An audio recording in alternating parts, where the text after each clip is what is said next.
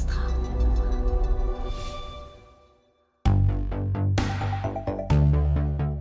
Salut les copains, j'en parle souvent depuis parce que j'adore ce projet et j'ai reçu énormément de commentaires positifs suite à sa diffusion me disant qu'il était hyper intéressant avec plein de conseils très actionnables. Je vous propose aujourd'hui de réécouter ou de découvrir, si vous ne l'aviez pas écouté à l'époque, l'aventure de Florette qui nous est contée par Côme Philippi, son cofondateur avec sa compagne Élodie Gervais. Florette, c'est une marque autofinancée de produits artisanaux spécialisés dans la décoration et la création de bouquets de fleurs séchées. Et le sujet passionnant que j'ai abordé avec Côme, c'est la manière dont, déjà, ils ont fait presque tout en no-code ou en less-code. Ils ont fait énormément de tests pour son développement et l'activation de la marque. Et surtout, que le résultat, c'est qu'au bout d'un an, ils ont réalisé 1 million d'euros de CA sans savoir coder et en partant de zéro. Et qu'à la base, surtout, c'était un side project. Voilà, c'était un épisode passionnant. J'ai reçu énormément de commentaires positifs. Si vous n'avez pas écouté, je vous invite à le découvrir. Et si vous l'avez écouté, eh bien, le réviser. C'est pas mal, les révisions. Chers auditeurs, très belle écoute et bel été. Bonjour à tous, je suis très heureux de vous recevoir aujourd'hui pour ce nouvel épisode du panier avec Côme Philippi, qui est le cofondateur d'ailleurs avec sa femme Élodie de Florette.com, FLOWREDTE.com, Florette.com. Salut Côme. Salut Laurent. Ça va ? Ça va et toi ? C'est la première fois que Côme parle pour Florette, parle publiquement, donc je suis honoré de te recevoir à mon micro. Qu'est-ce que c'est Florette ? Alors Florette, c'est une marque de produits artisanaux spécialisés dans la décoration. On est connu principalement pour nos créations en fleurs séchées, mais on a pour objectif de se diversifier vers toujours plus de produits artisanaux et toujours plus de décoration. Super, Florette, pour les on a pris connaissance en tout cas on a fait connaissance sur LinkedIn suite à un épisode et c'était juste après ton lancement puisque vous êtes lancé officiellement en mars 2020. Oui, c'est ça. En fait, Florette, la genèse, c'est que ça commence en mars 2019 après un voyage en Thaïlande où on avait vu un grand marché aux fleurs. Et on s'est dit, Élodie et moi, on voulait faire quelque chose ensemble. Élodie en avait un petit peu marre de son boulot dans le digital. Et moi, pour le coup, je voulais monter un site e-commerce pour m'exercer et pour qu'on ait un projet commun. Et en fait, on revient de Thaïlande, d'un grand marché aux fleurs. Et là, on se dit, les fleurs séchées, c'est pas mal, c'est tendance. On rentre à Paris, on voit les boutiques où il y avait de plus en plus de fleurs séchées. On va sur Google Trends, on va sur Google Keyword Planner, on voit que c'est une tendance qui commence à vraiment monter. Et on se dit, c'est peut-être le bon produit, c'est assez léger. Pour le e-commerce, ça a l'air pas mal. Contrairement aux fleurs fraîches, c'est pas vraiment... c'est quelque chose qui n'est... Tu as des contraintes logistiques en plus qui sont moindres. Hein. Oui, voilà, c'est ça. C'est pas du tout périssable, c'est stockable. Donc, pour un side project, ça marchait bien et on s'est lancé à fond dessus. Donc, ça commence comme un side project, mars 2019, mars 2020, lancement officiel. En 2020, en pleine année Covid, vous faites 1 million de CA. Vous êtes sur une ambition qui est de doubler ce chiffre en 2021 et a priori, vous êtes parti pour le réussir. Un business, j'aime bien en famille. Alors, vous n'êtes pas marié, tu m'as dit, mais bref, avec ta compagne, je trouve ça super. Autofinancé, pas prévu de lever des fonds pour l'instant. Quand on s'est parlé, c'était en avril, donc c'était un mois après le lancement. Vous faisiez déjà 30 à 40 commandes par jour. Un an plus tard, comme je l'ai dit, vous avez passé le 1 million d'euros de CA. Vous avez un centre de prod en région parisienne. Vous avez 2 boutiques. Oui, c'est ça. Et je suis très impatient que tu me racontes comment s'est passé du coup la genèse, la préparation sur un marché que tu ne connaissais pas. Comment tu as utilisé tes cartes, j'allais dire ton expertise passée, puisque tu es passé chez Oscaro, tu es passé chez Mr. Fly, entre autres. Comment tu as utilisé donc ton expertise acquisition et digital marketing pour ce lancement. Je serais curieux de comprendre aussi les ops. Alors parce que même si les fleurs séchées sont plus faciles à stocker que des fleurs fraîches, c'est quand même très fragile. Comme nous a fait l'immense plaisir de nous apporter un bouquet chez Cosa Vostra et je trouve ça beau. Je m'attendais à ce que ce soit plus fragile d'ailleurs que ça. Nous aussi, quand on a commencé à faire des bouquets de fleurs séchées, on se disait ça va être vachement fragile, on va avoir un taux de retour qui va être élevé, et en fait pas du tout. Contrairement à des fleurs fraîches, ça résiste très bien au voyage. et notre taux de retour sur les bouquets est vraiment très faible. Eh bien, on en parlera, formidable. Je veux que tu me parles des ops. Et surtout, ensuite, sur un point de vue plus technique, on va parler no-code, puisque Com a fait... c'est un sujet qui t'intéresse, qui te passionne, surtout sur la partie automatisation des flux, des actions marketing. Oui, tout à fait. Je pense que contrairement à des grandes entreprises qui ont des budgets très importants pour se payer des solutions très performantes, aujourd'hui, avec le no-code, on a accès à des outils très performants aussi, à budget moindre. Et ça permet vraiment de lancer une petite startup comme Fleurette. Je vous invite à écouter un épisode qui était passionnant avec Jonathan Benoudiz. Ça doit être dans les 10-11 premiers épisodes du panier où on parle justement automatisation. Jonathan qui m'avait converti à l'utilisation d'Integromat, qui est comme Zapier, comme Automation.io, comme If This Then That, pardon. Qu'on utilise aussi. Voilà, qui sont super, mais qui permet d'aller un cran plus loin. Bref, plein de sujets qu'on va aborder et notamment un sujet important qui est le sujet de c'est pour ça que je parlais de no-code. Tu as développé la première version sur WordPress et WooCommerce. Ensuite, tu es resté sur WooCommerce mais en passant par un free. Et là, vous êtes passé à Shopify. On va parler de cette migration et de la manière dont tu l'as abordée, comment ça s'est passé. Merci infiniment d'avoir accepté cette invitation. Très heureux de te recevoir. Un voyage en Thaïlande? Ça commence par un voyage, donc c'est une belle histoire. C'est aussi une belle histoire parce que je monte l'entreprise avec ma compagne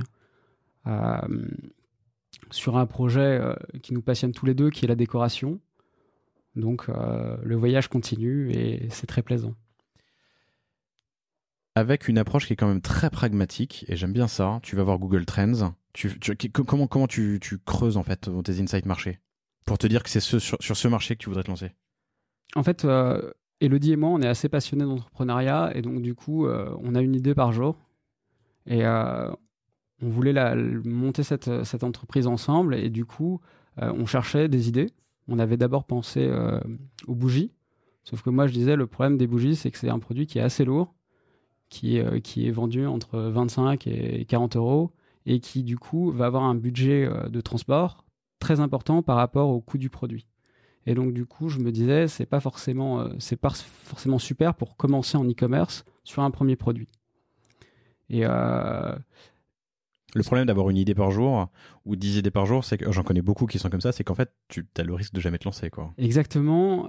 Je commençais à avoir une liste de noms de domaine très importante sur VH. Ouais. Et il fallait qu'on se lance dans quelque chose. On commençait, je pense, à avoir fait le tour de nos boulots respectifs. Pour la petite histoire, on s'est rencontrés tous les deux chez Oui SNCF. Et donc, du coup, on voulait faire quelque chose ensemble et c'était la bonne période pour le faire. Donc, Google Trends, quels autres outils tu utilises pour creuser ton idée et creuser ton marché? Google Trends, Google Keyword Planner, l'outil de planification de mots-clés de Google qui donne des réponses à beaucoup de choses. C'est intéressant. Alors, quelle réponse? Ou quelle question? À quelle question répond alors pour Google Keyword Planner, pour le coup, il y a aussi le niveau d'enchère de concurrence. Donc ça, c'est quelque chose à prendre en compte aussi. Et Google Trends, c'est vraiment un outil de tendance.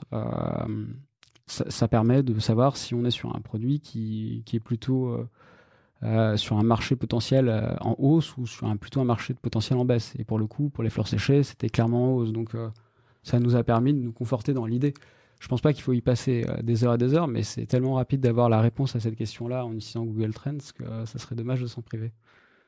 En parenthèse, on parlait avec Com de parler en public versus parler derrière un micro en se disant que en public c'est quand même compliqué. Je lui disais que moi, les fois où j'avais eu le plus de mal, c'est quand je parlais à des audiences de gens brillants et bien plus intelligents que moi, en école par exemple. Et il disait, oui, mais sur le panier, il y a plein de gens intelligents qui écoutent, donc même stress. Et vous êtes tous très intelligents, mais je le dis quand même, Google Trends, c'est un outil qui nous permet de connaître des tendances sur des mots-clés qu'on va taper, les tendances d'occurrence, disons, de recherche de mots-clés dans Google. C'est certainement une évidence pour 99% d'entre vous, mais je le dis quand même, hyper intéressant, ça permet justement d'avoir ces tendances. On peut en plus les trier ou filtrer par pays, par timeline, par période. Ouais. On peut aller très très loin, quoi. Intéressant. Donc Google Trends pour savoir si effectivement il y a une tendance, et Keyword Planner, ouais, c'est ça. Planner, pardon, pour en fait connaître ton niveau d'enchère. Ouais, exactement. On a pareil que sur Google Trends, on a par rapport à certains mots-clés qu'on peut lister, on va avoir le niveau d'enchère, le niveau de requête, le nombre de requêtes qui ont été faites sur ce mot.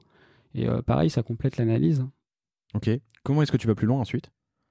Après, je pense qu'il faut se lancer. Donc, l'étape suivante, c'est d'aller à Rungis. On achète 200 € de fleurs, on fait des bouquets, on fait un petit site assez rapidement.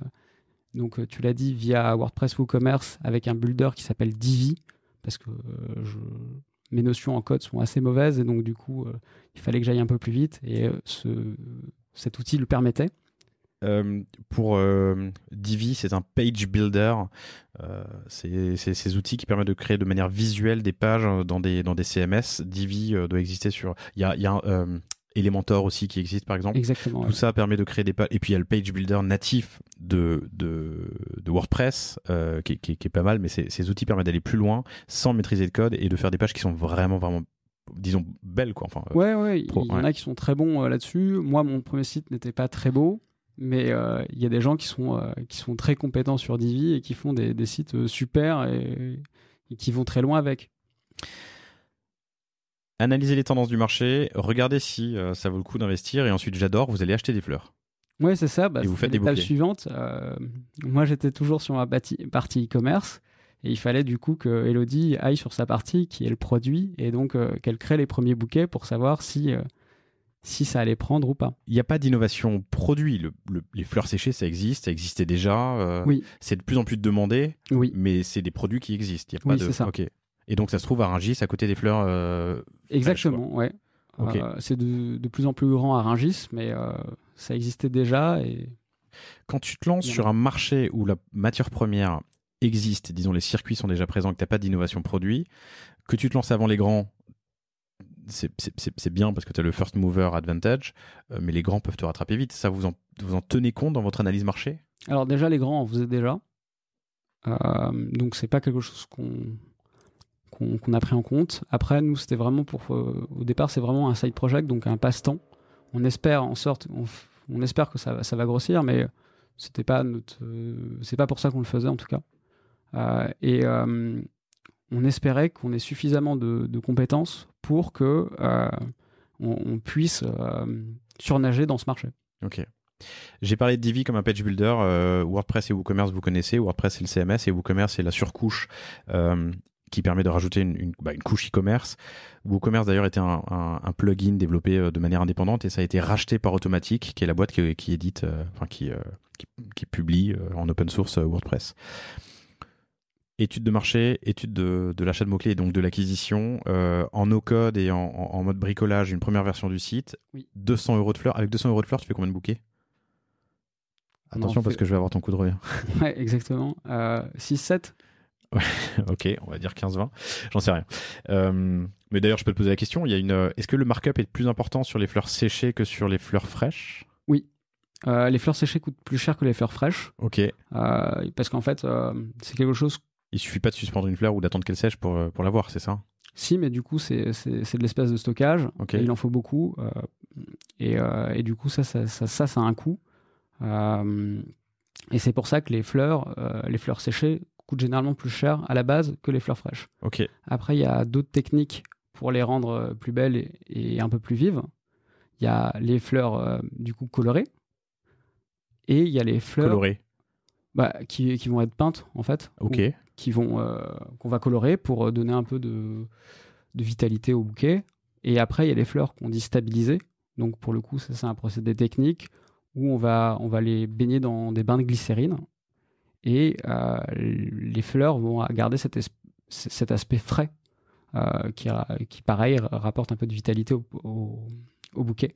Donc toutes ces techniques permettent en fait à la fleur séchée d'être un peu plus à la mode aujourd'hui et d'être un peu plus durable que les bouquets de nos grands-mères de fleurs séchées. Ok, compris. Un autre épisode qui était intéressant, c'est avec WeCommit. Ça doit être entre 10 et 20, si je dis pas de bêtises, sur le panier. On avait parlé de dropshipping et justement, avec cet invité qui était Adrien, on avait parlé d'une de ces opérations où il avait vendu ses fleurs qui sont trempées dans la glycérine pour la Saint-Valentin. Mais là, ce n'est pas le cas. Donc, revenons dans le cours de l'histoire. Vous faites, tu as ton site, tu as ton analyse marché, tu as tes X premiers bouquets. Qu'est-ce que tu fais ensuite? Alors, on fait les premiers bouquets, on les met sur le site et on regarde si ça prend ou si ça prend pas. Ok, avec un peu d'acquisition. Un petit peu d'acquisition Tu investis dès le combien? départ. On devait investir 10 euros par jour. Ok. Donc c'est vraiment un test and learn. Ah oui, continue jusqu'à aujourd'hui, c'est vraiment du test and learn. Ok. On Aujourd'hui, tu lance investis aussi- combien par jour? Aujourd'hui, on doit investir, si on prend Facebook Ads et Google Ads, on doit être à 200 euros par jour. Vous mettez un peu d'acquise pour lancer, pour tester. Exactement. On lance également Etsy, qui est une plateforme qu'on trouve vraiment super et qui nous donne de la visibilité aussi directe. Est-ce qu'Etsy n'est pas un peu en perte de vitesse? Ça fait longtemps que j'en ai... Pardon, je réalise que ça fait longtemps que je n'en ai pas entendu parler. Je sais pas. ETSY, qui est Etsy, chers auditeurs, pardon, qui est une plateforme qui permet un peu à des gens qui font de l'artisanat de vendre leur production. Ouais, c'est ça, c'est une marketplace de Ouais. produits artisanaux. Donc vous lancez ah bah d'ailleurs, sur la page d'accueil, mais je ne sais pas si c'est parce qu'il y a du... J'y suis à l'instant même. Je ne sais pas si c'est parce qu'il y a du retargeting ou de l'analyse de navigation, mais ça me semble pas possible. Il y a une section dried flowers. Vous faites donc vous lancez le site, vous le mettez aussi sur Etsy, de l'acquisition, et ça prend. Et ça prend. Ok. On fait quelques ventes. On n'est évidemment pas au volume d'aujourd'hui, mais suffisamment pour qu'en fait, Elodie commence à se dire qu'elle va faire ça un peu plus de temps et qu'elle va finir par démissionner de oui.sncf en octobre 2019 pour se lancer à 100% sur Fleurette. Donc à ce moment-là, il y a déjà quelques ventes. Ouais, par on jour. fait quelques Ok. ventes, ouais. Une dizaine de ventes par jour. Une dizaine de ventes par jour. Alors je refais la timeline. Mars, à peu près le voyage, l'idée. Exactement. C'est ça. Ouais. En octobre, une dizaine de ventes par jour. Elodie quitte son job pour s'y mettre à plein temps. Ouais. Et mars, c'est là que toi aussi tu quittes ton job. Et là, vous êtes à une quarantaine de bouquets par jour. Ouais, exactement. Ok. En octobre 2019, on crée la SAS. Et après, en mars 2020, on est en plein dans l'épisode Covid. Moi, je pars de Mr. Fly pour me mettre à 100% sur Fleurette. Entre février et mars, on avait refait le site. Et là, les gens sont confinés chez eux. Ils ont envie de faire plaisir à leurs proches. Et le site explose. Je fais juste une parenthèse, mais on me pose souvent la question. Vous êtes, chers auditeurs, à différents niveaux de maturité, on va dire, business, commerce, retail. Juste pour prendre un peu de hauteur, tu me dis que quand elle quitte son job, vous vendez entre 5 et 10 bouquets par jour. Je vais mettre 50 en moyenne le bouquet. Hein. Je ne sais pas si c'est le cas, mais ça fait quand même entre 5 et 10 000 euros par mois. C'est déjà un petit business, c'est cool quoi. 50 000 euros par an de CA au moment où elle décide, Elodie, de quitter son job. À ce moment-là, vous avez tout fait avec vos 4 mains du coup. Oui, C'est exactement. ça. Rungis pour les fleurs, le WooCommerce que tu as monté toi, l'acquisition, ça s'apprend. Mon point, pardon, excuse-moi, mon point, et là où je veux aller, chers auditeurs, c'est que c'est à la portée de tous, quoi. Et ça peut se faire en parallèle d'un job. Oui, moi, je pense que c'est ça. Nous, en tout cas, c'est ce qu'on a fait. Effectivement, quand on allait au boulot le matin et qu'on devait aller à la poste déposer nos colis, c'était pas forcément évident. Je sais pas si j'aurais la motivation pour le refaire aujourd'hui, très, très sincèrement. On stockait les fleurs dans notre cave. Notre gardienne, elle a dû péter un plomb. Ouais. Vous vendiez de la bœuf ou je sais pas quoi. Ouais, du CBD, c'est actuel. Mais en fait, oui, c'est ce qu'on a fait. Ça a suffisamment pris et aujourd'hui, on en est ravis en tout cas. Elle faisait quoi, Elodie? Alors, Elodie, elle Quel faisait background? du display. Donc, Vous êtes tous du les deux dans marketing l'actif, digital. quoi. Exactement, ouais. Ok. Donc elle quitte son job. Il y a une accélération. On passe de 5-10 bouquets par jour à 30-40 bouquets par jour. Oui. Au moment où toi, tu quittes Mr. Fly. Exactement. Juste avant, ou en plein... oui, c'est ça, juste avant le Covid. Je quitte Mr. Fly pendant le Covid et le site explose également dès le premier confinement parce qu'en fait, les gens voulaient faire plaisir à leurs proches. Le site était mieux indexé sur Google parce qu'il avait été mieux fait sur la deuxième version. Et du coup, ça nous a permis vraiment de voir une hausse très significative des ventes. Donc là, il a fallu en fait composer une équipe. Donc on avait déjà recruté un premier salarié pour la boutique qu'on avait ouverte en février 2020. Mais là, la fête des mères arrivait et il nous fallait beaucoup plus de fleurs et beaucoup plus de mains de fleuristes pour composer beaucoup plus de bouquets. N'importe qui peut aller à Rungis? Un particulier peut y aller ou il faut une carte professionnelle? Il faut une carte professionnelle. Elodie s'était mis en statut auto-entrepreneur directement. Et ça suffit pour aller à Rungis? Ça suffisait, oui. Ok, c'est pas compliqué. Non, pas très compliqué. Quand tu achètes pour 200 € de fleurs, tu n'es personne. Exactement. Ok, mais pour faire 30 à 40 bouquets par jour, il faut commencer à acheter un sacré stock. Exactement. Alors d'abord, ça a été tout le travail de 2020, ça a été de passer des grossistes à des producteurs de fleurs pour gagner en fait une étape dans l'achat des fleurs. Donc augmenter un petit peu nos marges. Et effectivement, c'est qu'une question de volume. Ok. Le packaging n'est pas évident. Alors, le bouquet que tu nous as apporté tout à l'heure est de taille moyenne. Enfin, c'est un joli bouquet. C'est pas un bouquet immense, Ouais. mais c'est déjà une boîte conséquente. Ça aussi, vous avez dû faire un peu de recherche. Enfin, un peu de. Comment est-ce que vous avez fait avant que tu quittes ton job, avant qu'Elodie quitte son job? Ça a été un petit peu de bon sens, et après ça a été un très bon accompagnement de la personne de la société qui fait nos cartons, qui est Raja. Raja, les grands. Enfin, le Raja, pardon, la fameuse boîte RAJA. Exactement, ils ont un service sur mesure, et quand on leur annonçait nos volumes, le mec était passionné par ce qu'on faisait, il trouvait ça très sympa, et donc du coup, ils nous ont vachement aidés en fait pour confectionner notre premier carton. Génial. Raja, R-A-J-A, je sais pas si j'ai dit G avant, mais Raja, c'est le jour où j'ai créé une boîte, et j'en ai créé des dizaines, hein. J'exagère, mais le jour où j'ai créé une boîte, j'ai commencé à recevoir des catalogues, quoi. Et à chaque nouvelle boîte, je reçois des catalogues et des catalogues. Je pense que c'est les derniers à faire des catalogues en France. Ah, bah, ouais, bon, ça marche, visiblement. Et donc, ils font du sur-mesure. Exactement, et donc du coup, ils nous ont accompagnés, et on a...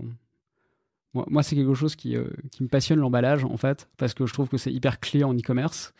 Et du coup, on a passé un petit peu de temps à faire notre boîte pour que le bouquet soit à la fois protégé et que la personne qui le reçoit soit contente du cadeau qu'elle reçoit. Oui, que l'unboxing soit bien. Exactement. Alors, je vous le décris dans une seconde, mais juste avant ça, vous le faites quand? Le carton de vous faire accompagner par Raja sur un carton personnalisé? On doit le faire après la fête des mères de 2020, donc au mois de juin. Ok, c'est récent. Ouais, c'est récent. Et avant? Tout est une question de volume là aussi. Et avant, vous faisiez comment? Un carton de la bonne taille et un autocollant Florette? Alors, au départ, on faisait ça, et après, on prenait un carton de Raja toujours, sauf qu'on avait fait créer une cale pour que le bouquet soit tenu à l'intérieur. Donc, on avait pris un carton existant avec quelque chose un peu sur mesure qu'on mettait à l'intérieur pour que le bouquet soit protégé. Quelque chose en carton? Ouais, exactement. Et que tu faisais faire par qui? Un cartonnier dans le sud de la France. Il y a des gens dont le métier c'est d'être des cartonniers. Il y a les cartonniers. Exactement. Il y a même des ingénieurs carton. J'ai appris ça chez Raja. Tu l'apprendras, et vous aussi, chers auditeurs, si vous écoutez l'épisode avec Spring, qui fait des produits d'entretien et la vaisselle, machine à laver, bref, et qui a un carton, tout en carton du coup, mais avec une sécurité enfant, et qui a bossé. C'est une histoire intéressante, je vous invite à l'écouter, c'est un épisode assez récent. Le carton que j'ai reçu, que tu m'as apporté tout à l'heure, est donc un carton brandé Florette, qui est très sympa, et quand on l'ouvre, il y a une sorte de pliage à l'intérieur de carton avec une encoche dans lequel le bouquet vient se poser, disons. Ce qui fait que quand je l'ouvre, j'ai devant moi le bouquet tenu comme s'il était maintenu en équilibre en plein milieu de la boîte, quoi. Exactement, on voulait quelque chose de très simple mais efficace. Et je pense qu'on a bien réussi notre carton. Et comme je le disais, le carton est clé en e-commerce parce qu'on voulait vraiment que le bouquet soit protégé et beau, donc pour l'instant on en est très content. Voilà pour le packaging. Donc tu quittes ton job en mars, tu rejoins Elodie, vous commencez à créer une équipe, vous terminez Alors au moment où tu quittes, j'ai dit que vous étiez à 30, entre 30 et 40 paquets par jour, c'est quand même presque 30K de CA par mois environ. J'imagine, vous finissez l'année à 1 million. Raconte-moi cette accélération. Alors, déjà le Covid nous a vraiment aidés. On fait partie des entreprises qui ont été vraiment gagnantes du Covid parce qu'on avait une stratégie directe digitale. Et c'est vrai que les gens voulaient faire plaisir à leurs proches. Et du coup, on était bien ranké en SEO là sur bouquet de fleurs séchées. Et on offre souvent des fleurs pour faire plaisir. Et donc, du coup, tout de suite, on a vu une augmentation des volumes. Comment est-ce que tu as fait pour être bien ranké en SEO alors que ta boîte est si jeune? C'est une stratégie de contenu? Vous aviez commencé tôt? Alors, déjà, le site était mieux fait, donc il y a un aspect technique. Et après, on a plus travaillé notre SEO, c'est-à-dire que on a fait en sorte qu'on réponde aux requêtes des internautes. Et donc, du coup, on a vraiment travaillé sur tout ce qui était genre bouquet de fleurs séchées ou des requêtes très concurrentielles. Et après, il y a eu une vraie stratégie de contenu. Tu peux aller un tout petit peu plus loin sur la démarche? Répondre aux requêtes des internautes, explique-nous. Répondre aux requêtes des internautes, c'est de se placer dans le cerveau des gens pour savoir ce sur quoi ils vont, qu'est-ce qu'ils vont taper sur Google. Quel outil tu utilises pour faire ça? Toujours Google Keyword Planner. Même pas d'autres outils en amont encore de Google Keyword Planner? Il y en a d'autres, mais celui-là est Keyword Planner vous suffit. Ouais, Okay. vraiment suffisant. Et donc du coup, là-dessus, on a travaillé. Et après, il y a une deuxième étape qui est une étape qu'on fait toujours aujourd'hui. On croit beaucoup en fait à la stratégie sur des blogueurs. Et donc, on a vraiment travaillé notre netlinking, donc avoir le plus de liens entrants qui parlent de Fleurette. Et ça, du coup, on a mixé ça avec de l'affiliation. C'est-à-dire qu'en fait, on a envoyé un bouquet à des blogueurs dont on aimait bien les blogs. On regardait le domaine authority et la qualité des blogs. Et après, on leur envoyait un bouquet et on leur disait, si vous voulez être dans notre programme d'affiliation, la rémunération, c'est un CPC plus un pourcentage des ventes. Et ça nous a permis d'avoir en fait beaucoup de liens entrants sur Fleurette. Et très rapidement, en fait, on est passé premier sur la requête bouquet de fleurs sachets. Ok, on va décortiquer un tout petit peu, mais je reprends de la hauteur. Donc le premier point, c'est une stratégie de contenu où il faut que votre site réponde exactement, ou le mieux possible, disons, aux requêtes des internautes. Pour ça, il y a plein d'outils qui existent, mais Google Keyword Planner est une bonne option. Ça vous permet de savoir, par exemple, quand vous vendez des fleurs, que les gens vont chercher fleurs séchées pour ma grand-mère ou idée de bouquet de fleurs, ce genre de choses. Exactement. Ensuite, après ça, stratégie de création de contenu, oui. Et vous créez des pages. Tu as une idée du nombre de pages que vous avez créées, du nombre de sites? C'est des landings? C'est quoi? Comment vous faites? Non, pas du tout. Nous, on a créé un nombre de pages classiques. Non, on s'est basé sur des blogueurs qui avaient des sites existants et ce sont eux qui ont créé en fait. Mais ça, c'est l'off-site. Et sur l'on-site, vous avez. Ah non, sur l'on-site, on n'a pas fait plus de choses qu'un site classique. Que le site classique. Ouais, exactement. On n'a pas créé des landing pages. Ok. Comme on peut le faire en B2B par exemple. Pour bouquet grand-mère, bouquet fête des mères, non, ce genre de choses. On aurait pu le faire, on l'a pas fait. On voulait pas non plus que le site soit totalement dilué et qu'il ressemble à un sapin de Noël. Donc, voilà. Ok, c'est bien. Oui, mais tu peux avoir des pages cachées. Oui, on peut avoir des pages cachées, mais je pense qu'en SEO, Google n'aime pas trop et donc du coup, on n'avait pas forcément intérêt à le faire. Ça aurait dilué le poids de la page. Google sait, enfin, ça fait partie du. Google, il sait tout déjà. Ouais, exactement. Il sait tout et il fonctionne de plus en plus comme un humain. Et donc du coup, si ça répond pas à un objectif de l'internaute, vaut mieux pas le faire. On l'a abordé à de nombreuses reprises sur ce podcast, mais il faut vraiment se mettre à la place de l'utilisateur final pour comprendre comment Google pense. Je suis pas un grand spécialiste du SEO, mais c'est ce que je retiens en fait de toutes les expériences SEO que j'ai eues. Donc, au lieu de faire de multiplier les landings chez vous qui amèneraient vers l'entrée qui sera à l'entrée du tunnel, ça vous permet de savoir ou d'identifier des blogs qui répondent à ces problématiques. Mais comment tu fais pour les identifier? Alors, c'est là où intervient la plateforme d'affiliation. Nous, on travaille avec une plateforme qui s'appelle Affilae. Et donc, du coup, en fait, ils ont une marketplace de sites. On peut choisir la thématique et nous, on prenait thématique blog et après décoration. Et ça nous a permis en fait de contacter en masse en fait beaucoup de blogueurs et de proposer en fait. Mais en triant d'abord sur ceux qui répondaient aux problématiques, enfin aux questions qui étaient les plus fréquentes ou les plus remontées, les plus c'est ça, fréquentes dans Google Keyword Planner. Exactement. Okay. En fait, on regardait la catégorie du blog, on regardait son domaine authority parce que c'est quelque chose qui nous intéresse. Qu'est-ce que c'est le domain authority? On va dire que c'est un indicateur sur la puissance du site visité. C'est pas un indicateur de Google donné, mais il y a plusieurs solutions qui l'estiment. Et nous, pour le coup, on utilise un plugin, une application qui s'appelle Moz pour pour connaître ce domaine authority. MOZ. MOZ, ouais. Il y a plein de... Alors, Affiliate dont Com vient de parler, c'est a2affiliae.com, plateforme d'affiliation. Il y a plein d'add-ons, d'extensions Chrome qui permettent de connaître les technos d'un site, son domain authority, le nombre de liens, les technos utilisés. Bref, ça c'est vraiment un truc sur lequel il faut creuser. T'en as un en tête que tu aimes bien ou tu as dit Moz, il y en a d'autres. GoStory, qui permet de connaître les solutions d'acquisition utilisées, qui fait aussi AdBlock. Après, j'utilise plein de plugins, mais je connais pas forcément les noms. Donc, Google AdWords Planner pour comprendre les requêtes qui sont les plus courantes, disons, dans votre univers. Affiliate, une plateforme d'affiliation. Sur cette plateforme, vous allez tester, trouver les blogueurs qui répondent le mieux à ces problématiques. Vous mettez en place une plateforme, un process une proposition d'affiliation. Mais tu m'as dit que vous envoyez en plus un bouquet. Oui. C'était très important qu'en fait les blogueurs puissent parler de la marque et du produit. Et donc, du coup, la meilleure chose à faire, c'était de leur envoyer un bouquet. Parce qu'on savait que si on leur envoyait un bouquet, ils écriraient sur ce bouquet-là. On sait aussi que les blogueurs sont friands de photos et ça nous permettait non seulement d'avoir un article de blog, donc une backlink, plus d'avoir des photos sur Instagram. Et donc, on faisait deux pierres deux coups. On faisait à la fois de l'influence et à la fois du blog.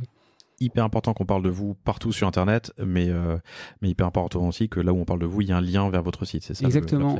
Pour le coup, moi, la stratégie des influenceurs, je pense que c'est quelque chose qui va diminuer. Parce qu'en fait, c'est très push, mais pour le coup, c'est pas très durable.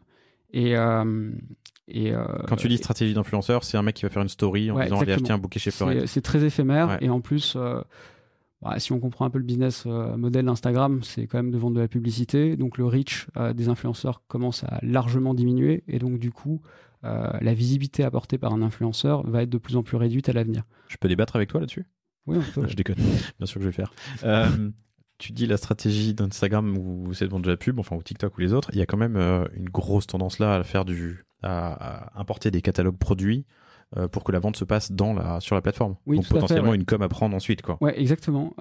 Ça c'est leur stratégie qui est pas, je crois pas encore arrivée en France, mais alors il y a Checkout, mais il y a pas encore. Ou alors il y a l'inverse. Enfin, il y a la plateforme Instagram Shopping. Ouais, c'est ça. Il y a Shopping, mais pas Checkout, ou Checkout, mais pas Shopping. Qui est pas totalement fini comme. Mais TikTok va dans le même sens. Snap aussi. Alors tout à fait. Il y a aussi quelque chose d'important là-dedans, c'est qu'Instagram va recueillir le client. Et donc, du coup, le client n'achètera pas sur le site e-commerce de la marque. Et du coup, quand ils ont aussi... sur Amazon, non ? Exactement. Mais je pense que du coup, c'est un risque. C'est un débat. Mais on peut l'avoir. Ouais. En fait, Com sourit parce qu'il me voit sourire. Je m'explique. Moi, je pense qu'avec des partenaires comme Sodilog qui peut faire de l'achat et du stockage, Silver SILVR qui peut m'aider, me prêter des sous pour faire de l'acquise, du warehousing ou de la vente sur des marketplaces comme Amazon. Au final, moi, si j'arrive à juste poser ma plateforme de marque sur un site de contenu, un CMS tout simple, et ensuite les réseaux sociaux, utiliser des influenceurs et faire des ventes sur les réseaux sociaux via l'influence, je peux arriver à monter un business qui, alors même sur pas que pour du dropshipping, même sur des produits que je produis moi-même, quoi. Donc c'est un peu mon point. Et je me demande dans quelle mesure, et j'adorerais faire un épisode là-dessus. Chers auditeurs, n'hésitez pas à me pinguer, mais la réinvention du téléachat 20 ans après, on est déjà en plein dedans, hein, mais il y a plein de manières de le faire. Et je me dis que voilà, cette approche du e-com, même pour des produits que je produis moi-même et pas du dropshipping, existe aussi. Je suis d'accord avec toi. Je pense juste que c'est mettre la main dans un engrenage qui est... on n'a plus aucune maîtrise sur le... Exactement, qui est assez fort. Ouais. Et on est dépendant en fait de ces plateformes-là. Amazon, sur certains produits extrêmement bien vendus, a une connaissance client qui est extrêmement forte et peut en fait dupliquer des marques assez facilement. Et donc ça peut être aussi un risque pour les marques. Amazon, je crois que c'est arrivé par le passé... à monter des produits qui en fait étaient déjà vendus à la base par d'autres marques directement. Et donc du coup, pour tout ce qui est artisanal, le risque est assez faible, mais sur des produits de grande consommation, il y a un vrai risque, je pense. On en était à l'influence. Vous l'avez quand même utilisé Voilà, ce canal? l'influence pour nous, c'est vraiment les blogueurs. Les blogs et vont, l'affiliation. exactement, qui vont partager sur les réseaux sociaux le contenu qu'ils ont produit en fait. Parce qu'un blogueur qui va écrire un article, qui va passer du temps, il a aussi envie d'avoir de la visibilité. Et donc du coup, pour avoir de la visibilité, il va aussi les mettre sur les réseaux sociaux. Mais pas forcément. Je suis en train de me demander. Je comprends que l'influence, tu as un boost éphémère, mais tu as un boost certain. Oui. Enfin, tu peux avoir un boost de tes ventes. En parler à des blogueurs ou des gens qui vont écrire, en tout cas, ça te permet d'optimiser ton SEO et donc une stratégie plus long terme. Exactement. Et evergreen. Vous avez fait aussi de l'influence pure, comme on l'entend? C'est Parler arrivé, de moi en fait, sur ta story. c'est arrivé parce qu'on a fait des partenariats avec des marques comme My Jolly Candle ou sur des événements dédiés. Et pour le coup, eux utilisent énormément d'influence. Et donc, du coup, on avait ce retour-là de l'influence. Mais clairement, aujourd'hui, c'est pas forcément une stratégie sur laquelle on va beaucoup et sur laquelle on mise à long terme. Tu voulais pas ressembler, je reviens sur le SEO, tu voulais pas ressembler à un arbre de Noël, mais comment tu fais ton optimisation SEO sur ton site, on-site? Optimisation on-site, c'est plutôt des critères techniques, rapidité. Donc là-dessus, faire attention au code et faire attention aussi à ce que les photos ne soient pas trop lourdes. Donc nous, on a toujours une problématique, c'est qu'on veut des photos qui soient très belles, parce que notre produit est assez visuel, et il ne faut pas qu'elles soient trop lourdes, donc il faut qu'on les dégrade un petit peu. Il dit ça avec un grand sourire, hein, parce que comme si c'était sale de dégrader ces belles photos de bouquets de fleurs. C'est quelque chose qui est hyper important. Ouais. On est sur le marché du désir. On veut que Fleurette, ça soit un réflexe pour faire plaisir ou se faire plaisir sur un univers très féminin. Et donc, du coup, la photo est vraiment clé. Petite parenthèse d'ailleurs, qui sont vos personas? Univers très féminin, mais c'est des acheteuses que vous avez?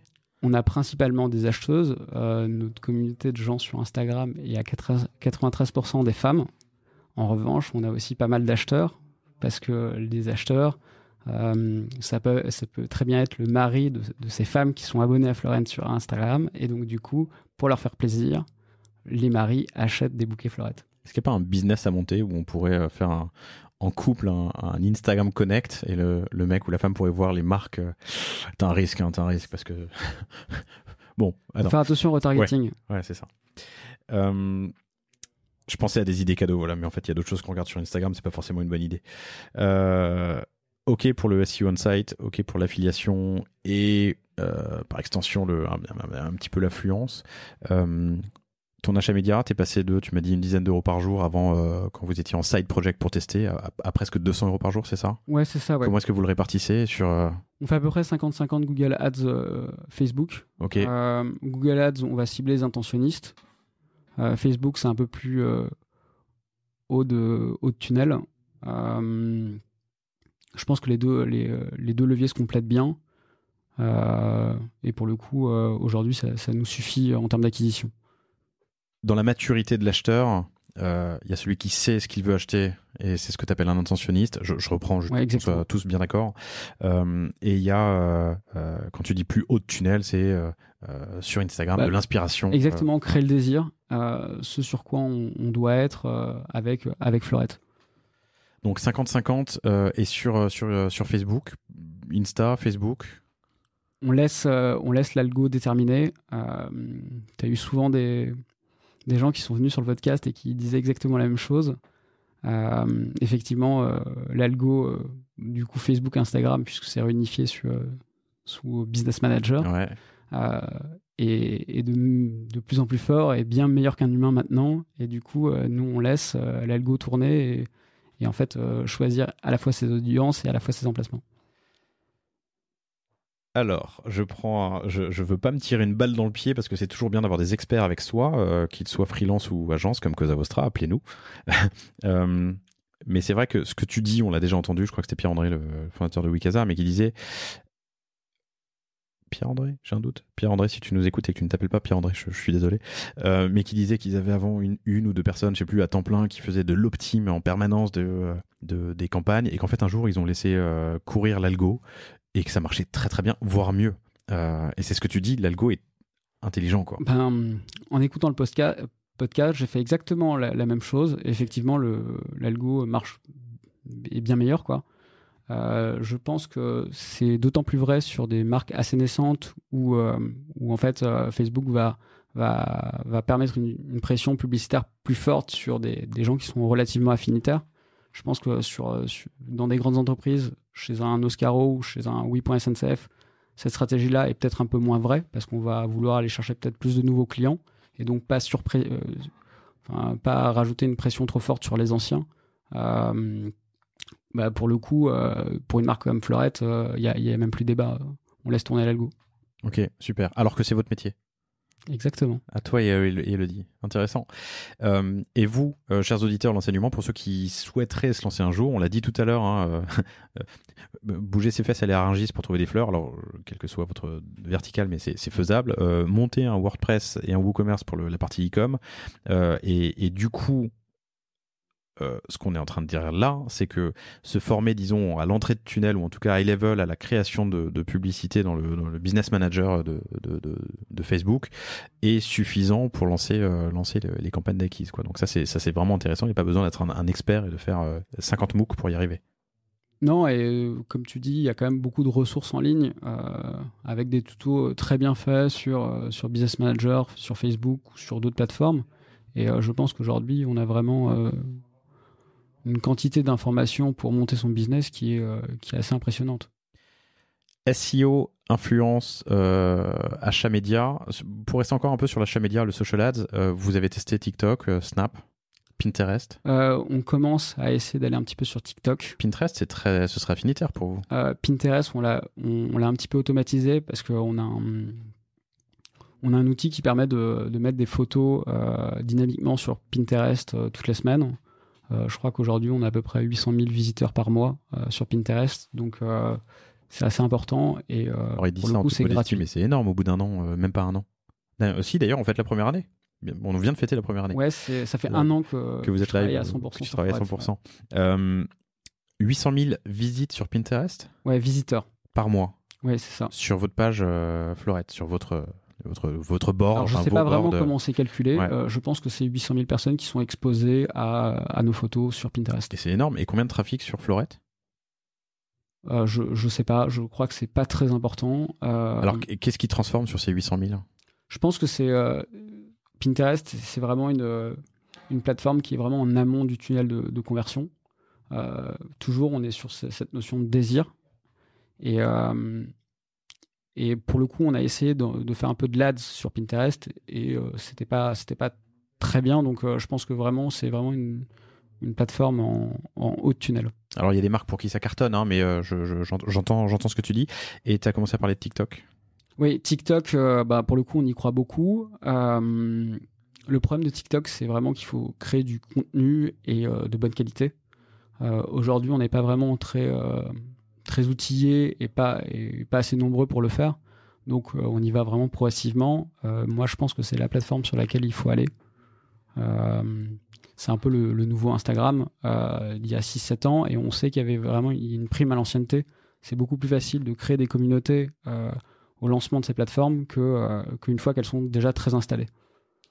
J'ai reçu chacune de ces plateformes, alors pas encore Pinterest, mais ça ne saurait tarder, mais Snap, Instagram, TikTok. Je vous invite, chers auditeurs, à écouter ces épisodes où on y livre 5, 6, 7, 8 bonnes pratiques à chaque fois pour se faire connaître et développer sa marque, la brand awareness, gérer sa brand plateforme. C'est hyper intéressant et je vous les recommande chaudement.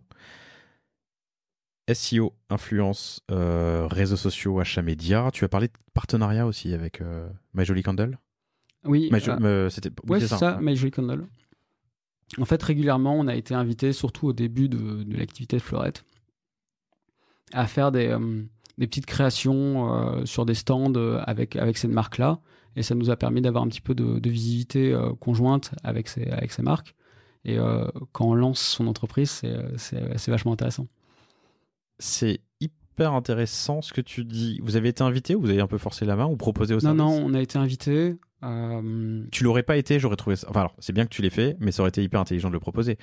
T'associer en déco à une marque, vous allez voir sur le site fleurette.com, c'est joli ce que vous faites. Donc, t'associer à une marque qui va être visible et sur laquelle il vous êtes complémentaires, hein, rien que pour décorer un stand ou faire des photoshoots, c'est intéressant, c'est bien. Ouais, ça permet de gagner en visibilité. Je pense qu'il y a beaucoup de petites choses qu'il faut prendre. Et en fait, la croissance, il y a un ensemble de petites choses qui font qu'on gagne en visibilité. Et nous, clairement, c'était quelque chose qui était vachement intéressant pour nous. Ok. Dernière question sur les canaux d'acquisition. Comment est-ce que vous gérez l'email ? Alors, l'email, on est sur Klaviyo. Ouais. C'est un sujet qu'on veut vraiment traiter en 2021 pour ajouter un petit peu d'intelligence. La première année, en général, on se focus un peu plus sur l'acquisition parce que on n'a pas forcément beaucoup de clients, donc du coup, l'email est un peu moins important. Là, cette année, on commence à avoir des clients. On a à peu près 20 000 clients, donc du coup, on a vraiment intérêt à forcer un peu plus sur l'email. Donc, dans Klaviyo, il y a ce qu'on appelle des flows. En fait, c'est des scénarios d'email. On a créé certains scénarios qui étaient directement proposés par Klaviyo et qui étaient très bien faits, comme l'onboarding ou le panier abandonné, qui sont des scénarios très classiques. Et là, on va essayer de rajouter un peu plus d'intelligence en faisant des scénarios de fidélisation et des scénarios de réactivation de clients, soit dormants, soit des clients autres. Je voulais te poser la question un peu plus tard sur les ops, mais du coup, je la pose maintenant, c'est intéressant. Le rebuy, hein, quand tu fais donc le réachat, pardon, en français, quand tu vends des fleurs séchées, est forcément, j'imagine, moindre que sur de la fleur fraîche. Alors, oui, tout à fait. Alors, pour la personne qui a déjà acheté un bouquet, elle peut aussi faire plaisir à d'autres personnes. Donc ça permet d'avoir quelqu'un qui réachète. Et ensuite, nous, en 2021, on a une vraie question sur les produits. On veut vraiment se diversifier et aller sur de plus en plus de produits artisanaux. Et donc, du coup, on ne fait plus que des bouquets de fleurs séchées. On fait aussi également des bougies, de la papeterie, de la décoration. Et ça permet aussi de faire du cross-sell surtout. Exactement, et de faire du réachat. Okay. Exactement. Sur les 20 000 clients, c'est quoi le nombre d'achats moyen ? Alors, 15% des clients ont acheté plus d'une fois. Ok. Ce qui est déjà intéressant. Ce qui est intéressant sur une année, ouais. C'est marrant, quand tu m'as contacté l'année dernière sur LinkedIn pour me dire que les podcasts étaient bien, j'ai apprécié. Je crois que c'était après l'épisode avec Fred Fillou de Piou. Oui, c'est ça. Piou, hein, de Mr. Fly. Épisode passionnant. Où tu avais travaillé. Nous, on venait, c'est marrant, avec ma compagne Elina, on venait d'acheter un bouquet justement de fleurs séchées qui est au bout d'un an. Alors, on s'est lassé du bouquet, mais le bouquet n'a pas bougé. Il est toujours aussi joli, tel qu'il était, tel qu'on le voyait en tout cas dans nos yeux, tel qu'on le percevait quand on l'a acheté. Mais c'est vrai que c'est intéressant. Et du coup, ça donne envie d'en acheter d'autres. Enfin, cette expérience est intéressante. Oui, c'est la première fois que je le faisais. Moi, je pense que les fleurs séchées, en tout cas, c'est un produit qui est amené à rester pendant quelques temps. Pourquoi ? Parce que ça répond à un besoin de décoration, de produits durables, et c'est aussi beaucoup plus responsable que des fleurs fraîches qui sont par nature très éphémères. Qui viennent de l'autre bout du monde et qui meurent en quelques jours. Je pense qu'on parle très souvent de pollution, de plus en plus souvent, à juste titre, et clairement, les fleurs fraîches, c'est extrêmement polluant, et si on faisait le ratio pollution sur bonheur et nombre de jours que ça procure, ça serait pas forcément un très bon ratio. Intéressant. On a parlé SEO, on a parlé affiliation, on a parlé achat média, on a parlé réseaux sociaux, on a parlé email. Tu me disais aussi, quand on préparait cet entretien, que ton enjeu en 2021, c'était d'en faire moins. Oui, exactement. Ce que je souligne est ironique, parce que vous êtes tous les deux, donc Elodie et toi, issus du marketing digital. Enfin, c'est votre expertise depuis longtemps, dans des belles boîtes. Tu laisses faire l'algo de Facebook, et l'année prochaine, tu vas en faire moins. Dis-nous en plus. Exactement. Nous, on pense que là où on doit s'améliorer, c'est sur des choses qu'on ne maîtrise pas. Aujourd'hui, une des choses dont on est le plus fier, c'est d'avoir composé une vraie équipe de gens extrêmement talentueux, mais qui venaient d'un univers qui était totalement différent du nôtre. Donc aujourd'hui, on est 14 chez Fleurette, donc il a fallu recruter. Il y a aussi le fait que tout ce qui est gestion financière de l'entreprise, tout ce qui est gestion de la trésorerie, gestion du stock, plein de tâches annexes qu'on n'a jamais maîtrisées dans nos boulots précédents. On est obligé de les faire, et ça nous prend beaucoup de temps, et c'est ce sur quoi on doit s'améliorer. Donc il fallait qu'on automatise le plus possible notre marketing pour se laisser le plus de temps possible à des choses qu'on ne maîtrisait pas forcément. Avec quel type d'outils et quel type d'action ? Et alors c'est là qu'il y a pas mal d'outils qui nous permettent de rajouter un petit peu d'intelligence et d'automatisation, notamment les outils no-code. Nous par exemple, on est friand de Integromat, que tu connais, et de Airtable, pour nous permettre en fait d'avoir des apps qui soient vraiment sur mesure par rapport à nos besoins et qui nous permettent de gagner du temps.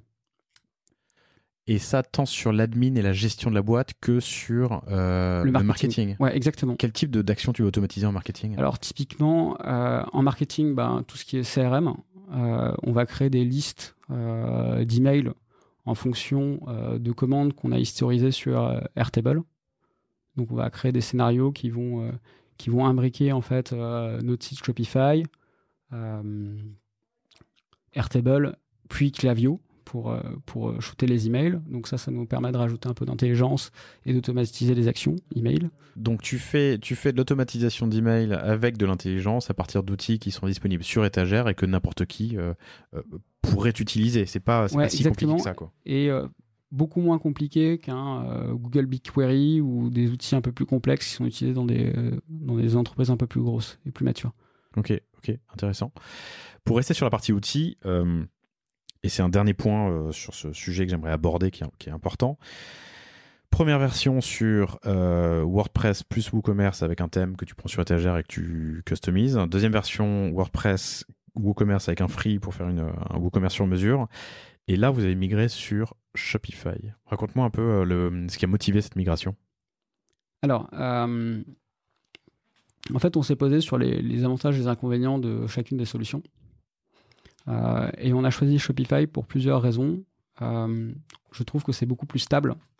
Et cette stabilité, elle vient du fait que la solution est auto-hébergée et aussi que c'est de la techno qui est propriétaire. C'est-à-dire qu'en fait, il n'y aura pas de problème de compatibilité avec des plugins, des thèmes ou des versions de WordPress. Pendant le temps où on a utilisé WordPress, on a eu quelques heures où on a un petit peu flippé parce que soit le thème, soit une application ne marchait plus et faisait déconner le site. Et on se dit, quand on est chef d'entreprise, on se dit comment on va faire, parce que si le site ne peut plus tourner, il n'y a plus de business qui rentre et ça va devenir très compliqué. Et donc ça, c'est quelque chose qui nous a motivé à aller sur Shopify. Après, il y a d'autres raisons. Je trouve que les apps sont de très bonne qualité. Shopify va aussi à l'essentiel sur tout ce qui est e-commerce. La connexion avec les outils Google et Facebook est très bonne. Bien meilleure que sur WordPress. À condition de rester dans les clous, non ? Exactement. Il faut, on va dire que Shopify va faire 90% des problématiques e-commerce. Après, sur les 10% restantes, ça devient plus compliqué. Nous, on avait de la chance d'être dans les 90%. C'est un trade-off qu'on doit faire et qu'on recommande souvent nous à nos clients. C'est que y a des centaines d'apps qui existent sur l'App Store Shopify. On appelle ça des apps. Hein. Ouais, c'est ça. Qui sont ultra puissantes, interconnectées les unes avec les autres, mais qu'il ne faut pas vouloir ouvrir. Oui, c'est ça. C'est vraiment de la techno propriétaire. Donc, sinon, on part en développement custom et propre. Exactement. Et ça prend du temps. Mais on arrive à faire des choses formidables. Nous, on arrive à faire des choses superbes aussi, même en développement propre. Mais c'est un trade-off qui permet de commencer et de lancer rapidement, de faire cranter son site et de l'armer de plein d'outils nécessaires à faire du bon biz tout seul. Oui. Et sans code, quoi. Pour avoir connu des boîtes beaucoup plus grosses, type Oscaro, ou Oui.SNCF ou Mr. Fly, les équipes techniques sont très importantes. C'est des enjeux qui sont énormes et c'est un coût qui est assez monstrueux. Donc franchement, je trouve qu'on arrive à faire une très grosse partie avec des CMS et des apps ou un petit peu de no-code. Je pense que ça couvre 95% en fait des besoins. je réalise qu'on l'utilise depuis un quart d'heure, mais no code, chers auditeurs, pour ceux qui ne l'auraient jamais entendu ce terme, c'est pas de code, no code.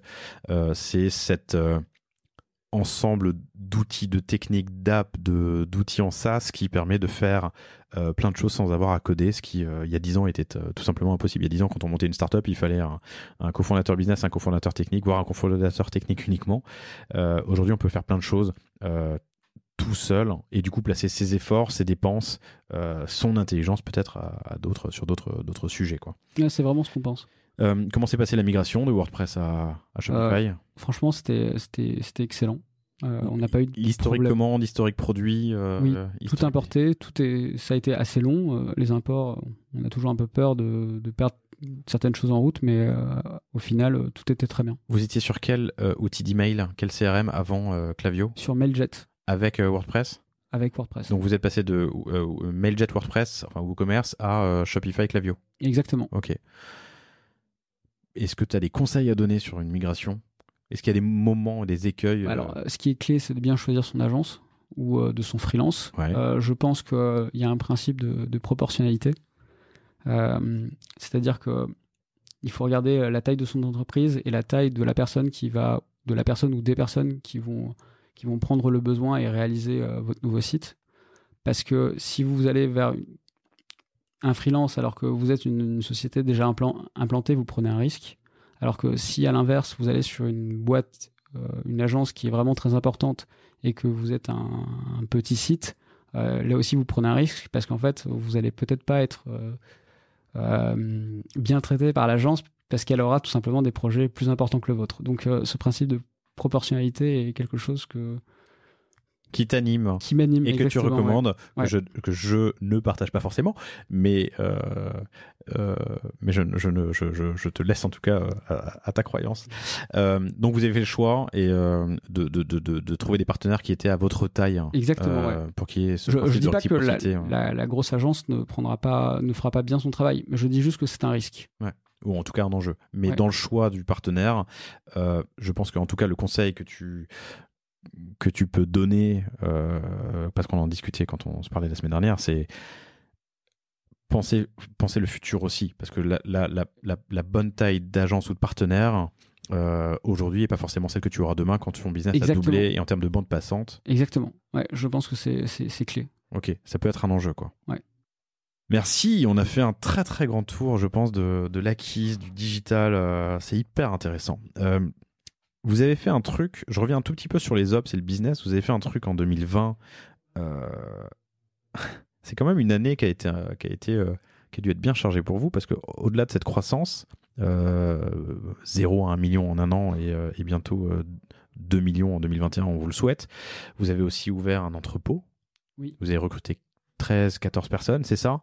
Et vous avez ouvert 2 boutiques à Paris, une qui est spécialisée sur le mariage dans le 14e, une au Batignolles qui est plus généraliste, c'est ça, qui est concept store. Ouais. Pourquoi? Alors, parce que déjà, on voulait avoir...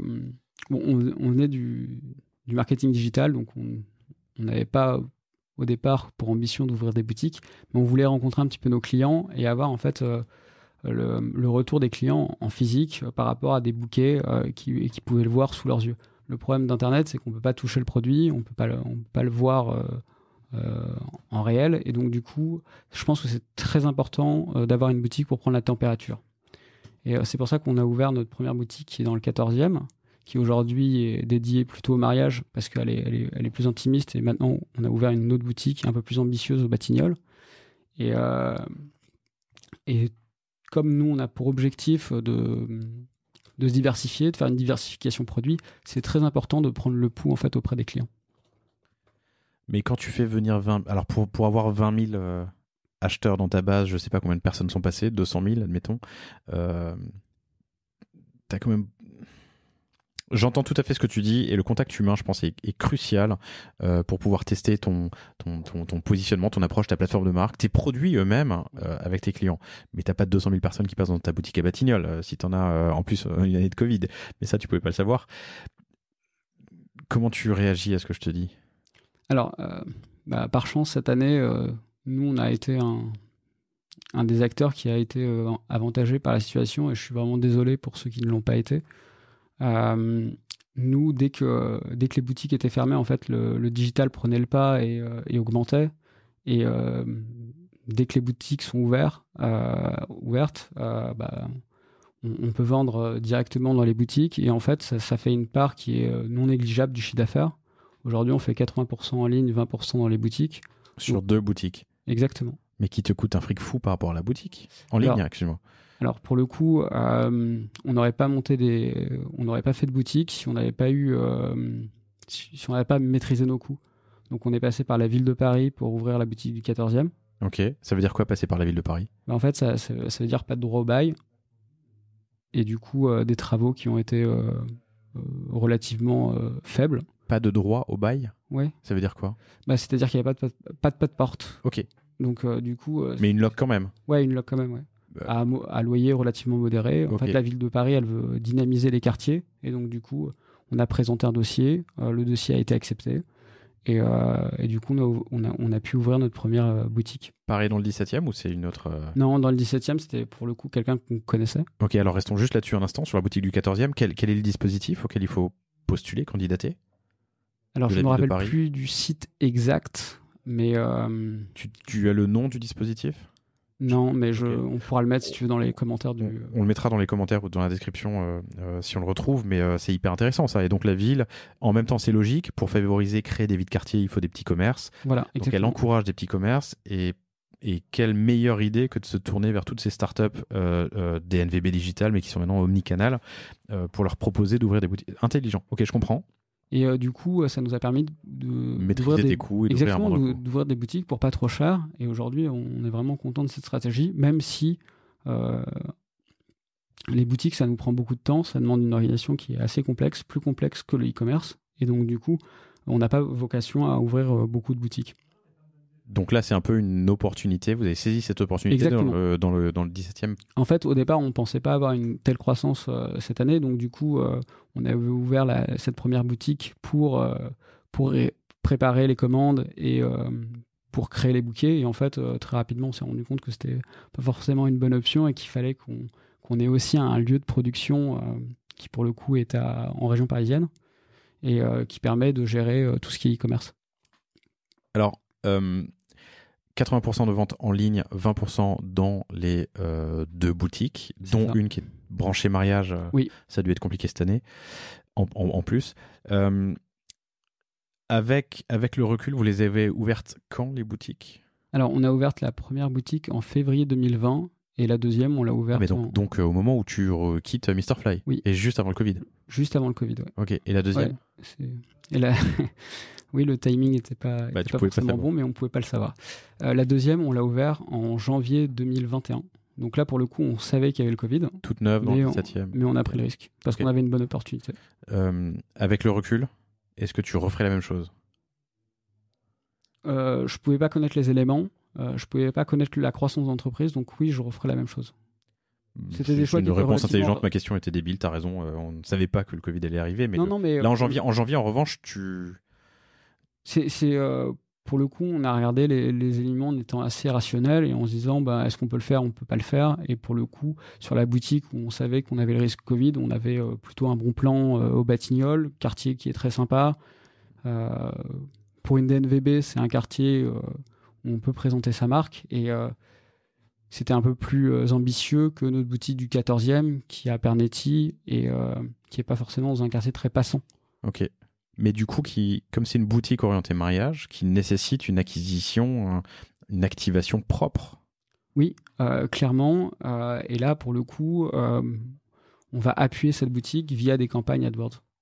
Qu'est-ce que je peux chercher pour la trouver? Bouquet mariage ou mariage fleur sachet. Je le fais en live dans Google en fenêtre anonyme. Petit tip, je pense que je l'ai déjà dit ici, mais se mettre en fenêtre anonyme évite d'avoir des résultats influencés par mon historique de navigation sur Google. T'es en stress là ou pas? Ouais, un petit peu, parce que le budget n'est pas très important, surtout en ce moment, et donc du coup... Roulement de tambour, 4e lien, 3e lien sur les résultats de recherche, donc très bien. Et ça typiquement, ça peut m'amener vers là-dessus, tu peux avoir un call to action vers la boutique. Okay. Ouais, exactement. Dernier point, et puis après je te libère. J'aime bien. monter un entrepôt là-dessus, est-ce que tu as des tips? Est-ce que c'est quelque chose de particulier? On n'est pas dans le frais. En fait, ce qui est génial dans ton business, c'est que ça doit être traité avec attention et précaution, mais tu n'as pas du tout de chaîne de froid à respecter. Non, pas du tout. Je pense qu'on n'aurait pas du tout pu faire un side project en fleurs fraîches, clairement. Nous, la principale contrainte des fleurs séchées, c'est que la demande est supérieure à l'offre pour les producteurs, et donc du coup, on peut avoir des problèmes d'approvisionnement. Ça, c'est une contrainte, et ça nous permet d'enchaîner sur le problème de l'atelier, parce qu'en fait, dans notre atelier, on a un espace de stockage qui est important, et donc du coup, qui a un coût généré par cet espace de stockage. Si la demande est supérieure à l'offre et que du coup, le marché est tendu, et que, autre partie de l'équation, toi, tu es sur un produit qui n'est pas périssable et que tu peux stocker, est-ce que tu stockes? Oui. Est-ce que tu crées du stock par sécurité? Oui, on crée du stock, oui. Ok. Alors, il faut deux choses. Créer du stock, parce que ça nous permet, en fait, de garder des bouquets plus longtemps en ligne, alors qu'ailleurs, il manque telle ou telle fleur. Okay. Et le deuxième point, c'est d'être proche des producteurs. C'est-à-dire que plus nos volumes augmentent, plus on va être favorisé par les producteurs, et ça, c'est vachement important. Oui, parce okay. que... Et tu as un plus grand poids dans la négo si besoin. Exactement. En tout cas, tu as une vraie relation. Exactement. Où sont les producteurs de fleurs séchées? Alors nous, on se fournit principalement en Espagne et en Italie. Ok. Est-ce que c'est parce qu'il fait plus chaud là-bas? Rien à voir? Il y a plus de fleurs, j'en sais rien. Et eux se produisent où? Se fournissent où, pardon? Ah bah eux, ils produisent, ouais. Sèchent et... Exactement. Ok. Super, c'est évident d'avoir des fleurs qui viennent de l'autre bout du monde en avion réfrigéré. Ok. Intéressant. J'étais en train de me faire le parallèle dans ma tête avec les stocks de pétrole où on stocke quand il est bas pour le vendre quand il est haut, ou en tout cas pour hedger son risque. Formidable. C'est quoi tes enjeux sur l'année qui vient? Alors l'année qui vient qui est bien entamée, on est en avril. Je pose cette question depuis 3 mois, mais est-ce que donc déjà ton objectif, tu m'as dit, c'était de doubler ton CA en 2021 versus 2020, c'est-à-dire faire 2 millions. Ouais, ça c'est l'enjeu business. Okay. Et alors pour y arriver, on a un enjeu sur la diversification produit. C'est pour ça qu'on ne dit pas qu'on est un site de fleurs séchées. On dit qu'on est une marque qui crée des produits artisanaux de décoration. Donc pour le coup, on s'est diversifié. On est allé sur du do-it-yourself, on est allé sur le végétal via les plantes. On est allé sur la papeterie et sur les bougies. Donc l'idée, c'est vraiment de créer un univers fleurette avec soit des produits qui sont directement créés dans notre atelier, soit via des marques partenaires où on va être en co-création avec ces marques partenaires ou artisans partenaires. Et donc ça c'est un vrai enjeu, c'est cette diversification. Sur le site, par exemple, il y a beaucoup de produits qui sont en rupture de stock parce que en fait, c'est des produits artisanaux. On a une trésorerie qui est relativement serrée, donc on ne peut pas non plus stocker énormément de produits, ça n'aurait pas de sens. Donc on va jouer plutôt sur la rareté, sur des nouveaux produits qu'on crée régulièrement. Et du coup, l'enjeu, c'est vraiment de se diversifier tous les produits. Ok, est-ce que on a parlé principalement de B2C, d'ailleurs presque uniquement de B2C, est-ce que le B2B est un enjeu? Le B2B n'est pas un enjeu. Enfin, un objectif.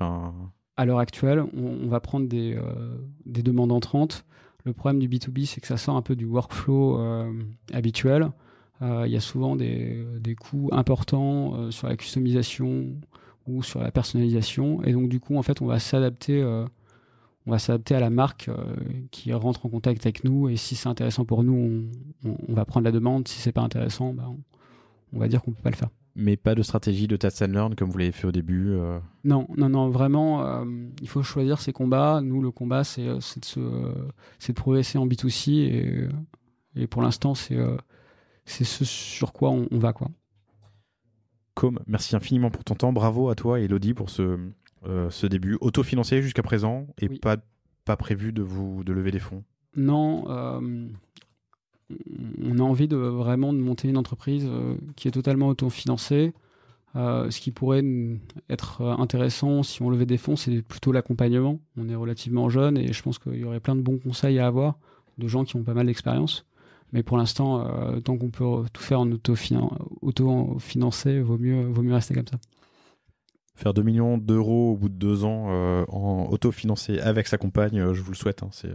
C'est évidemment la levée de fonds n'est pas une fin en soi et on le dit souvent sur ce podcast. Hein, tant qu'on peut avancer seul, si on n'a pas besoin d'accélération et si on n'a pas besoin juste pour accélérer ou pour combattre la concurrence, c'est super.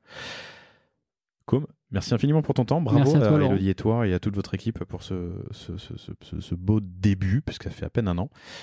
Et merci à tous, chers auditeurs, de votre fidélité.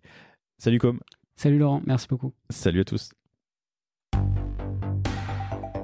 Merci d'avoir écouté cet épisode du panier. J'espère qu'il vous a plu. Si c'est le cas, et même si ce n'est pas le cas, abonnez-vous pour ne rater aucun épisode. Parlez-en autour de vous et laissez-moi un commentaire sympathique sur Apple Podcast. C'est ce qui m'aide le plus à remonter dans les classements. N'hésitez pas non plus à le partager à chacun de vos contacts dans le business. Chaque nouvel auditeur intéressé est une victoire.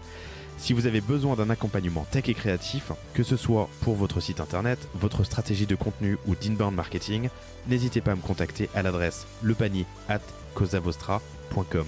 À bientôt.